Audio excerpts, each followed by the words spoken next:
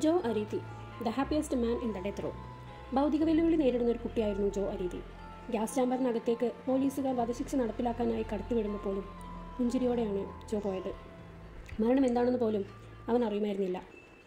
തൊട്ടടുത്ത് തൻ്റെ മരണമാണ് സംഭവിക്കുന്നതെന്ന് പോലും തിരിച്ചറിയാൻ അവന് സാധിക്കുമായിരുന്നില്ല. അമേരിക്കയിലെ നീതിന്യായ വ്യവസ്ഥയുടെ ചരിത്രത്തിൽ ഇന്നും ഉണങ്ങാത്ത മുറിവുമായി നിലകൊള്ളുന്നൊരു സംഭവമാണ് ജോ അരീതി എന്ന നിരപരാധിയുടെ വധശിക്ഷ. സിറിയയിൽ നിന്നും അമേരിക്കയിലെ കൊളറഡോയിലേക്ക് കുടിയേറിയ ഹെൻറി അരീതി, മേരി അരീതി എന്നിവരുടെ മകനായിരുന്നു ജോ അരീതി. 1915 ജോയുടെ ജനനം. പാബ്ലോയിലെ സ്റ്റീൽ കമ്പനിയിലെ ഒരു ജോലിക്കാരനായിരുന്നു പിതാവ് ഹെൻറി. 5 വയസ്സ് തികയുന്നതുവരെ അമ്മ എന്ന വാക്കുപോലും ജോയ്ക്ക് വിളിക്കാൻ സാധിച്ചിട്ടുണ്ടായിരുന്നില്ല. ഭൗതിക വെല്ലുവിളി നേരിടുന്ന കുട്ടിയാണ് തങ്ങളുടേതെന്ന് മാതാപിതാക്കൾ പോലും വളരെ വൈകിയാണ് തിരിച്ചറിയുന്നത്. സ്കൂളിലേക്കയച്ച ജോയെപ്പറ്റി അധ്യാപകർക്കേറെ കുറ്റമാണ് പറയാനുണ്ടായിരുന്നത്. ജോ വിഭിന്നനാണ്, മറ്റുള്ള കുട്ടികളെ പോലെയല്ല, ബുദ്ധിസാമർഥ്യമില്ല, പഠനം എളുപ്പമായിരിക്കില്ല എന്ന് പറഞ്ഞ് സ്കൂൾ അധികൃതർ അവനെ തിരിച്ചയക്കുകയാണ്. അതോടുകൂടി 1 വർഷത്തെ പഠനത്തിന് ശേഷം ജോയുടെ ഭൗതിക വിദ്യാഭ്യാസം അവിടെ നഷ്ടമാവുകയാണ്. 10 വയസ്സുവരെ വീട്ടിലൊതുങ്ങിക്കൂടിയാണ് ജോ വളർന്നത്. അവനൊരു കൂട്ടുകാരൻ പോലും ഉണ്ടായിരുന്നില്ല. ആരും അവനെ കൂടെ കൂട്ടിയതുമില്ല. ഇതിനിടയിൽ പിതാവ് ഹെൻറിക്ക് ജോലി നഷ്ടമായി. ജോയെ വളർത്താൻ കഴിയാതെ പരിചയക്കാരോടൊക്കെ തിരക്കി നോക്കി. പക്ഷെ ആരും ജോയെ ഏറ്റെടുക്കാൻ തയ്യാറായിരുന്നില്ല. ഒടുവിൽ കൊളറഡോയിലെ ഭൗതിക വെല്ലുവിളി നേരിടുന്ന ഒരു സ്കൂളിൽ ജോയെ പ്രവേശിപ്പിക്കുന്നു. സ്കൂളിലെയും സമീപ പ്രദേശത്തെയുമായ സമപ്രായക്കാരിൽ നിന്നും ഒട്ടനവധി ശാരീരിക പീഡനങ്ങൾ ജോ ഏറ്റുവാങ്ങി. എപ്പോഴും ചിരിച്ചുകൊണ്ടിരുന്ന ജോയ്ക്ക് തൻ്റെ അക്രമകാരികളിൽ നിന്ന് രക്ഷ തേടാനോ ചെറുക്കാനോ പോലും കഴിഞ്ഞിരുന്നില്ല. കൗമാരം പിന്നിട്ട സമയത്ത് സ്കൂളിൽ നിന്ന് ജോ ഒളിച്ചോടി. ഒരു റെയിൽ കാറിൽ പിടിച്ചു താങ്ങി ജോ അവിടെ നിന്ന് പോയി എത്തിപ്പെട്ടത് വയോങ്ങിങ് സംസ്ഥാനത്തിലെ ഷയാൻ എന്ന പട്ടണത്തിലായിരുന്നു. 1936 ഓഗസ്റ്റ് മാസത്തിലായിരുന്നു ജോ രക്ഷപ്പെട്ടു പോയത്. ഏകദേശം ഇതേ സമയത്താണ് കൊളറഡോയിലെ പ്യൂബ്ലോ എന്ന സ്ഥലത്ത് ഒരു കുടുംബത്തിൽ അതിദാരുണമായ ഒരു സംഭവം നടക്കുന്നത്. കൊളറഡോയിലെ പ്യൂബ്ലോയിൽ താമസിക്കുന്ന ബില്ലി ഡ്രെയിൻ, മിന്നി ഡ്രെയിൻ ദമ്പതികളുടെ വീട്ടിലായിരുന്നു ഈ സംഭവം അരങ്ങേറിയത്. ഒരു ദിവസം ജോലി കഴിഞ്ഞ് മടങ്ങിയെത്തിയ ദമ്പതികൾ തങ്ങളുടെ 2 പെൺമക്കളും രക്തത്തിൽ കുളിച്ചു കിടക്കുന്നതാണ് കാണുന്നത്. ആരോ അവരെ മഴുകൊണ്ട് വെട്ടി പരിക്കേൽപ്പിച്ചെന്ന നിലയിലായിരുന്നു അവരുണ്ടായിരുന്നത്. മൂത്ത മകളായിരുന്ന 15 വയസ്സുകാരി ഡൊറോത്തി എലിസബത്ത് ഡ്രെയിനിൻ്റെ മരണം സംഭവിച്ചിരുന്നു. തലയ്ക്ക് പരിക്കേറ്റിരുന്ന ഇളയ മകൾ ബാർബറ അത്ഭുതകരമായി രക്ഷപ്പെട്ടു. 2 പേരും ക്രൂരമായ ബലാത്സംഗത്തിന് ഇരയായിരുന്നു. ഇതേസമയം സമീപത്ത് തന്നെ 2 സ്ത്രീകൾ കൂടി ബലാത്സംഗത്തിന് ഇരയായ വാർത്ത വന്നു. അജ്ഞാതനായ ഒരു കൊലയാളി കൊളറഡോയിൽ ഇറങ്ങിയിട്ടുണ്ടെന്നുള്ള രീതിയിൽ വാർത്തകൾ പരക്കാൻ തുടങ്ങി. അതോടെ ജനങ്ങൾ ഭീതിയിലാവുകയും ഇത് സർക്കാരിനെ സമ്മർദ്ദത്തിലാക്കുകയും ചെയ്തു. സർക്കാരിൽ നിന്ന് നിർദ്ദേശം ലഭിച്ച പോലീസ് എത്രയും പെട്ടെന്ന് കുറ്റവാളികളെ അറസ്റ്റ് ചെയ്യാൻ നിർബന്ധിതരാവുകയും ചെയ്തു. സമ്മർദ്ദം കടുത്തതോടെ കൊളറഡോ പട്ടണം മുഴുവൻ പോലീസ് തിരയാൻ തുടങ്ങി. ഷയാൻ റെയിൽവേ സ്റ്റേഷന് സമീപം അലഞ്ഞുതിരിഞ്ഞു നടന്നിരുന്ന ജോയെ ഷെരീഫ് ജോർജ് കെറോൾ അറസ്റ്റ് ചെയ്തു. ചോദ്യം ചെയ്യലിൽ ജോ കുറ്റസമ്മതം നടത്തിയെന്ന് പോലീസ് പറഞ്ഞു. ജോ പാബ്ലോ വഴിയാണ് ഷയാനിലെത്തിയതെന്ന് പോലീസ് സ്ഥാപിച്ചു. മാധ്യമങ്ങൾ ഇത് ഏറ്റുപിടിക്കുകയും ചെയ്തു. പോലീസ് ജോയ്ക്കെതിരെ നിയമ നടപടിയുമായി മുന്നോട്ട് പോയി. ഇതിനിടയിൽ പ്യൂബ്ലോയിലെ പോലീസ് മറ്റൊരു പ്രതിയെ അറസ്റ്റ് ചെയ്തിരുന്നു, ഫ്രാങ്ക് ആംഗുലർ. ഡ്രെയിൻ കുടുംബത്തിലെ മുൻ ജീവനക്കാരനായിരുന്നു ഫ്രാങ്ക് ആംഗുലർ. മെക്സിക്കോയിൽ നിന്ന് അമേരിക്കയിലെത്തിയതാണ് ഫ്രാങ്ക്. കൊലപാതകത്തിന് ദിവസങ്ങൾക്ക് മുമ്പാണ് ഫ്രാങ്കിനെ ഡൊറോത്തിയുടെ പിതാവ് ജോലിയിൽ നിന്ന് പിരിച്ചുവിട്ടത്. കൊലപാതകത്തിന് ഉപയോഗിച്ചിരുന്ന മഴു ഫ്രാങ്കിൻ്റെ വീട്ടിൽ നിന്ന് പോലീസിന് ലഭിച്ചു.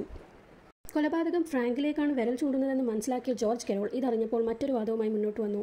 ജോ ഒരുപാട് തവണ കുറ്റസമ്മതം നടത്തിയെന്നും ഫ്രാങ്ക് തൻ്റെ കൂട്ടാളിയാണെന്ന് വെളിപ്പെടുത്തിയെന്നും. ഡൊറോത്തിയുടെ കൊലപാതകത്തിൽ അറസ്റ്റിലായ ഫ്രാങ്ക് ജോയെ ഒരിക്കൽ പോലും കണ്ടിട്ടില്ലെന്നാണ് പറഞ്ഞിട്ടുള്ളത്. എന്നാൽ ഫ്രാങ്കിൻ്റെ ഈ മൊഴി മുഖവിലേക്കെടുക്കാൻ ജോർജ് കെറോളും സഹപ്രവർത്തകരും തയ്യാറായില്ല. കേസ് വിചാരണയ്ക്കെടുത്തപ്പോൾ ജോയുടെ വക്കീൽ ഭൗതിക വെല്ലുവിളി നേരിടുന്ന ആളാണ് ജോ എന്നുള്ളത് കോടതിയെ അറിയിച്ചു. ജോയെ പരിശോധിച്ച 3 ഡോക്ടർമാരും വക്കീലിൻ്റെ വാദത്തെ പൂർണ്ണമായും ശരിവെക്കുന്ന രീതിയിൽ റിപ്പോർട്ട് നൽകി. ജോയുടെ IQ 46 ആണുള്ളത്. 6 വയസ്സുകാരൻ്റെ മാനസിക വളർച്ച, ശരിയും തെറ്റും തിരിച്ചറിയാൻ കഴിയില്ല, ക്രിമിനൽ പശ്ചാത്തലത്തിൽ ചിന്തിക്കാൻ പോലും സാധിക്കുകയുമില്ല. മെഡിക്കൽ റിപ്പോർട്ടിൻ്റെ തെളിവോട് കൂടി വക്കീൽ വാദിച്ചു. പക്ഷേ അന്ന് തെളിവുകളേക്കാൾ കുറ്റസമ്മതത്തിനായിരുന്നു മുൻതൂക്കം. പോലീസിനെ ഭയപ്പെട്ടിരുന്ന കൊച്ചുകുട്ടിക്ക് സമാനമായിരുന്നു ജോ. പോലീസ് അവൻ്റെ മാനസികാവസ്ഥയെ പരമാവധി ചൂഷണം ചെയ്ത് കുറ്റം അവനിൽ അടിച്ചേൽപ്പിച്ചു. ഒരു വലിയ വാചകം മുഴുവനായി തെറ്റുകൂടാതെ സംസാരിക്കാൻ പോലും ജോയ്ക്ക് കഴിയില്ല. നിറങ്ങൾ തിരിച്ചറിയാനും കഴിയില്ല. അതുമാത്രമല്ല, ജോയ്ക്ക് എഴുതാനും വായിക്കാനും അറിയാത്തതുകൊണ്ട് തന്നെ ജോയുടെ കുറ്റപത്രത്തിൽ പോലീസ് പലതും എഴുതിപിടിപ്പിച്ചു. കൊല്ലപ്പെട്ട ഡൊറോത്തിയെയും സഹോദരി ബാർബറയെയും ബേസ്ബോൾ ബാറ്റ് കൊണ്ട് തലക്കടിച്ച് കൊലപ്പെടുത്തി എന്നായിരുന്നു സാക്ഷ്യപത്രത്തിൽ ഉണ്ടായിരുന്നത്. പക്ഷേ മൂർച്ചയേറിയ ആയുധം കൊണ്ടാണ് സഹോദരിമാർക്ക് പരിക്കേറ്റത്. ഇത് ശാസ്ത്രീയമായി തന്നെ ഫോറൻസിക് വിദഗ്ധർ ചൂണ്ടിക്കാണിച്ചതായിരുന്നു. ജോയ്ക്കെതിരെ പോലീസ് മുന്നോട്ട് വെച്ച സാഹചര്യ തെളിവുകളല്ലാതെ ശാസ്ത്രീയമായി ഒരു തെളിവും ഉണ്ടായിരുന്നില്ല. മാത്രമല്ല, ഡൊറോത്തിയുടെ സഹോദരിയായിരുന്ന ബാർബറ ഫ്രാങ്കിനെ മാത്രമേ തിരിച്ചറിഞ്ഞുള്ളൂ. അവർ നൽകിയ മൊഴിയിലും ജോയുടെ പേരുണ്ടായിരുന്നില്ല. ഭൗതിക വെല്ലുവിളി നേരിടുന്ന ജോയെ തെറ്റിദ്ധരിപ്പിച്ച് നടത്തിയെടുത്ത കുറ്റസമ്മതത്തിൻ്റെ മാത്രം പിൻബലത്തിൽ കോടതി ജോയ്ക്ക് വധശിക്ഷ വിധിച്ചു. ശിക്ഷ വിധിച്ച് ജോ ജയിലിലായി. ജോയ്ക്ക് വേണ്ടി വാദിച്ചിരുന്നത് അഡ്വക്കേറ്റ് ഗെയിലായിരുന്നു. ശക്തമായി തന്നെ അദ്ദേഹം വാദിച്ചു. വധശിക്ഷ റദ്ദാക്കാൻ അപ്പീലുകൾ നൽകി. ജോയുടെ പരിമിതികൾ മെഡിക്കൽ ഉദ്യോഗസ്ഥരുടെ പിൻബലത്തിൽ ഗെയിൽ മുന്നോട്ട് വെച്ചു. വധശിക്ഷ എന്താണെന്ന് പോലും അറിയാത്ത ഭൗതിക വെല്ലുവിളി നേരിടുന്ന ഒരാൾക്ക് നൽകേണ്ട പരിഗണന ജോയ്ക്കും നൽകണമെന്ന് വക്കീൽ ശക്തമായി വാദിച്ചുകൊണ്ടിരുന്നു. എന്നെ വിശ്വസിക്കൂ, അവനെ വിഷവാദ ചേംബറിലേക്ക് വിട്ടുകൊടുക്കുന്ന നിമിഷം മുതൽ കൊളറാഡോ മുഴുവൻ നാണക്കേടിൽ ജീവിക്കേണ്ടി വരും. ജോയ്ക്ക് വേണ്ടി കേസ് വാദിച്ച അഡ്വക്കേറ്റ് ഗെയിലിന്റെ വാക്കുകളാണിത്. പക്ഷേ ഈ വാക്കുകൾ ഒന്നും കോടതി മുഖവിലക്കെടുത്തില്ല. അതുകൊണ്ട് തന്നെ ഗെയിലിന് ജോയെ രക്ഷിക്കാനും കഴിഞ്ഞില്ല. 9 തവണ സ്റ്റേ വാങ്ങാൻ സാധിച്ചു. എന്തിനാണ് തന്നെ ജയിലിൽ പാർപ്പിച്ചിരിക്കുന്നതെന്ന് പോലും മനസ്സിലാകാതെ ജോ ജയിലിൽ തന്നെ തുടർന്നു. ജയിലിൽ പാർക്കുമ്പോഴെല്ലാം ജോ അതീവ സന്തോഷവാനായിരുന്നു. നിഷ്കളങ്കമായ ആ മുഖത്ത് പുഞ്ചിരി തൂക്കിക്കൊണ്ടേയിരുന്നു. The happiest man on the death row, സന്തോഷവാനായ തടവുകാരൻ, ജയിൽ വാർഡനായ സോയെ ബെസ്റ്റോ വിശേഷിപ്പിച്ചു. ജോയിലെ കൊച്ചുകുട്ടിയെ മനസ്സിലാക്കിയ അദ്ദേഹം അവന് അനേകം കളിപ്പാട്ടങ്ങൾ വാങ്ങി നൽകി. ടോയ് ട്രെയിൻ ആയിരുന്നു അവന് ഏറ്റവും പ്രിയപ്പെട്ടത്. ജയിലിലെ ഉദ്യോഗാർത്ഥികളും അന്തേവാസികളും ജോയെ അത്രയധികം സ്നേഹിക്കുന്നുണ്ടായിരുന്നു. ഒരുപക്ഷെ ജോയുടെ ജീവിതത്തിൽ ഏറ്റവും നല്ല നിമിഷങ്ങൾ ജയിലിൽ താമസിച്ച കാലഘട്ടമായിരുന്നിരിക്കും. 1939 ജനുവരി 6-ാം തീയതി അന്നായിരുന്നു ജോയുടെ വധശിക്ഷ നടപ്പിലാക്കിയത്. അന്നും അവൻ ടോയ് ട്രെയിനിൽ കളിച്ചുകൊണ്ടിരിക്കുകയായിരുന്നു. ജോ അവസാനമായി കഴിക്കാൻ എന്താണ് വേണ്ടതെന്ന ചോദ്യത്തിന് ഐസ്ക്രീം എന്നായിരുന്നു ജോയുടെ മറുപടി. തൻ്റെ പ്രിയപ്പെട്ട ടോയ് ട്രെയിൻ സഹതടവുകാരന് അവൻ സമ്മാനമായി നൽകി. ഐസ്ക്രീം മുഴുവൻ കഴിക്കാതെ ബാക്കിയുള്ളത് റെഫ്രിജറേറ്ററിൽ വെക്കാനും താൻ പിന്നീട് അത് കഴിക്കാമെന്നും ജോ വാർഡനോട് പറഞ്ഞു. ഗ്യാസ് ചേംബറിലേക്ക് കൊണ്ടുപോകുമ്പോൾ പുഞ്ചിരി തൂങ്ങിക്കൊണ്ടാണ് അവൻ കടന്നുപോയത്. പെട്ടെന്ന് പരിഭ്രാന്തനായപ്പോൾ വാർഡൻ കൈപിടിച്ച് ആശ്വസിപ്പിച്ചു. ഈ സമയമെല്ലാം വാർഡൻ കരയുകയായിരുന്നു. ഒടുവിൽ പുഞ്ചിരിയോടെ ഗ്യാസ് ചേംബറിലേക്ക് കടന്ന ജോ മരണത്തിന് കീഴടങ്ങി. ജോയുടെ അവസാന സമയത്ത് ജോയുടെ കുടുംബം കൂടെ ഉണ്ടായിരുന്നില്ല. ജോയുടെ മൃതദേഹം പുറത്തെടുക്കുമ്പോൾ ജയിൽ അധികൃതർക്കും സഹതടവുകാർക്കും സഹിക്കാനാവാത്ത വേദനയുണ്ടായിരുന്നു. അമേരിക്കൻ എഴുത്തുകാരിയായിരുന്ന മാർഗരറ്റ് യങ് ജോയുടെ അവസാന സമയത്തെ അവസ്ഥയെക്കുറിച്ച് കവിത എഴുതുകയുണ്ടായി. തൻ്റെ കൃതിയായിരുന്ന മോഡറേറ്റ് ഫേബിൾ എന്ന പുസ്തകത്തിൽ ജോയെക്കുറിച്ചുള്ള ഈ കവിത പ്രസിദ്ധീകരിക്കുകയുണ്ടായി. മരണം എന്താണെന്ന് പോലും മനസ്സിലാക്കാൻ കഴിയാത്ത ഒരു കൊച്ചുകുട്ടിയുടെ മാനസികാവസ്ഥയും അവനെ മരണത്തിലേക്ക് തള്ളിവിടുന്നത് തടയാനാകാത്ത ജയിൽ വാർഡന്മാരുടെ മാനസികാവസ്ഥയും വളരെ കൃത്യമായി തന്നെ ഈ കൃതിയിലൂടെ മാർഗരറ്റ് യങ് വിളിച്ചോതുന്നുണ്ടായിരുന്നു. ഈ കൃതിയിലൂടെയാണ് ലോകത്തിനു മുമ്പാകെ ജോയുടെ കാര്യം കൂടുതലായിട്ട് ആഴത്തിൽ പതിഞ്ഞത്. ഈ കൃതിയെ ആസ്പദമാക്കി തന്നെയാണ് പല എഴുത്തുകാരും ജോയെക്കുറിച്ച് പുസ്തകങ്ങൾ ഇറക്കാൻ പ്രചോദനമായിട്ടുള്ളത്. ജോയെക്കുറിച്ചുള്ള പുസ്തകങ്ങളിൽ ഏറ്റവും പ്രചാരമേറിയത് 1991 പുറത്തിറങ്ങിയ റോബർട്ട് പെർസ്കെയുടെ ഡെഡ്ലി ഇന്നസെൻസ് എന്ന പുസ്തകമായിരുന്നു. ഈ പുസ്തകത്തിൽ ജോയെക്കുറിച്ചുള്ള ഏറെക്കുറെ വിവരങ്ങൾ അദ്ദേഹം തുറന്നു കാട്ടുകയുണ്ടായി. ജോയെക്കുറിച്ച് പുസ്തകമെഴുതാൻ അദ്ദേഹത്തിനെ പ്രേരിപ്പിച്ചത് മാർഗരറ്റ് യങ്ങിൻ്റെ ആ കവിതയായിരുന്നു.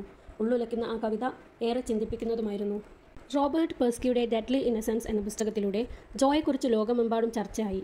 മാനസിക വൈകല്യമുള്ള കുറ്റവാളികൾക്ക് വധശിക്ഷ നൽകുന്നത് ഭരണഘടനാ വിരുദ്ധമാണെന്ന് US സുപ്രീം കോടതി 2002 വിധി പുറപ്പെടുവിച്ചു. ജോയ്ക്ക് നീതി കിട്ടണമെന്നും ഡൊറോത്തിയുടെ കേസ് പുനഃപരിശോധിപ്പിക്കണമെന്നും ആവശ്യപ്പെട്ട് ഫ്രണ്ട്സ് ഓഫ് ജോ അരീതി എന്നൊരു കൂട്ടം ആളുകൾ ക്യാമ്പയിൻ നടത്തി. ജോ അരീതിയുടെ വധശിക്ഷ റദ്ദാക്കാൻ പരിശ്രമിച്ച അഡ്വക്കേറ്റായിരുന്ന ഗെയിൽ അയർലൻഡിൻ്റെ പേരക്കുട്ടിയായിരുന്ന ടെറി ബ്രാഡറ്റ് ആയിരുന്നു ഈ സംഘത്തിലുണ്ടായിരുന്നത്. അന്വേഷണത്തിനൊടുവിൽ റിപ്പോർട്ട് ഗവർണർക്ക് നൽകി. ഡൊറോത്തി ഡ്രെയിനിൻ്റെ കൊലപാതകത്തെ തുടർന്നുണ്ടായ ജനപ്രക്ഷോഭത്തെ അടക്കാൻ വേണ്ടിയാണ് ജോർജ് കെറോൾ ജോയെ പ്രതിയാക്കി അറസ്റ്റ് ചെയ്തത്. കുറ്റം സമ്മതിക്കാനോ തിരസ്കരിക്കാനോ ഉള്ള തിരിച്ചറിവ് ജോയ്ക്ക് ഉണ്ടായിരുന്നില്ല. കൊലപാതക സമയത്ത് ജോ പാബ്ലോയിൽ ഉണ്ടായിരുന്നു എന്നത് പോലീസിൻ്റെ ഭാഷ്യമാണ്. ഇതിന് യാതൊരു അടിസ്ഥാനവും ഉണ്ടായിരുന്നില്ല. കേസിലെ പ്രധാന പ്രതിയായിരുന്ന ഫ്രാങ്ക് ജോയെ അറിയില്ലെന്നാണ് പറഞ്ഞിട്ടുണ്ടായിരുന്നത്. ആക്രമണത്തെ അതിജീവിച്ച ബാർബറ ജോയെ തിരിച്ചറിഞ്ഞിട്ടുമുണ്ടായിരുന്നില്ല. ഡൊറോത്തി ഡ്രെയിനിൻ്റെ കേസിൽ മുഖ്യമായുണ്ടായിരുന്ന തെളിവുകളും സാക്ഷിമൊഴികളും ഒന്നും തന്നെ പോലീസ് കണക്കിലെടുത്തിട്ടുണ്ടായിരുന്നില്ല. അതുകൊണ്ട് തന്നെ കോടതിയിൽ പോലീസ് സമർപ്പിച്ച കുറ്റപത്രത്തിൻ്റെയും ജോ കുറ്റസമ്മതം നടത്തിയെന്ന വാദത്തിൻ്റെയും ആനുകൂല്യത്തിലാണ് ജോയ്ക്ക് വധശിക്ഷ വിധിച്ചിരുന്നത്. ദീർഘകാലത്തെ ചർച്ചകൾക്കൊടുവിൽ ഗവർണർ ഈ കേസ് ഗൗരവത്തോടെ പുനഃപരിശോധിക്കാനുള്ള ഓർഡർ നൽകുകയാണ്. ജനുവരി 7, 2011 കൊളറാഡോ ഗവർണർ ബിൽ റിട്ടർ പൂർണ്ണവും നിരുപാധികവുമായ മരണാനന്തര മാപ്പ് നൽകി. തെളിവുകൾ സൂചിപ്പിക്കുന്നത് 23-കാരനായിരുന്ന ജോ അരീതി നിരപരാധിയാണെന്നാണ്. വ്യാജവും നിർബന്ധിതവുമായ കുറ്റസമ്മതം ഉൾപ്പെടെ ഒട്ടേറെ തെറ്റുകൾ ഈ കേസിൽ സംഭവിച്ചിട്ടുണ്ട്. കൊലപാതകം നടക്കുന്ന സമയത്ത് ജോ അരീതി പാബ്ലോയിൽ ഇല്ലായിരുന്നു. IQ 46 മാത്രമുള്ള കൊച്ചുകുട്ടിക്ക് സമാനമായിരുന്നു ജോ അരീതിയുടെ മാനസികാവസ്ഥ. മരണാനന്തര മാപ്പ് നൽകുന്നത് അസാധാരണമായ പ്രതിവിധിയാണ്. ജോ അരീതി വധശിക്ഷ ഏറ്റുവാങ്ങിയ കുറ്റത്തിൽ അദ്ദേഹം നിരപരാധിയായിരുന്നു. വിചാരണയും വധശിക്ഷയും നടക്കുന്ന സമയത്ത് അദ്ദേഹത്തിൻ്റെ മാനസിക നിലയെ പരിഗണിക്കാതിരുന്നത് വലിയ വീഴ്ചയാണ്. ജോ അരീതിക്ക് മാപ്പ് നൽകുന്നതിലൂടെ കൊളറാഡോയുടെ ചരിത്രത്തിലെ ഈ തെറ്റ് മായ്ച്ചു കളയാൻ സാധിക്കുകയില്ല. എന്നിരുന്നാലും ജോയുടെ സൽപ്പേര് പുനഃസ്ഥാപിക്കുക എന്നത് നീതിയുടെയും ലളിതമായ മാന്യതയുടെയും അടയാളമാണ്. ഇന്ന് ഗ്രീൻവുഡിലെ സെമിത്തേരിയിൽ ജോയുടെ പേരിൽ ഒരു കല്ലറയുണ്ട്. ഫ്രണ്ട്സ് ഓഫ് ജോ അരീതിയുടെ നേതൃത്വത്തിൽ മാർബിളിൽ തീർത്ത ഒരു സ്മാരകശില. ഒരു ട്രെയിനുമായി കളിക്കുന്ന ജോയുടെ ചിത്രം അതിൽ പതിപ്പിച്ചിരിക്കുന്നു. അതിൽ മാപ്പ് നൽകിയ ദിവസവും ആലേഖനം ചെയ്തിട്ടുണ്ട്. Here lies an innocent man.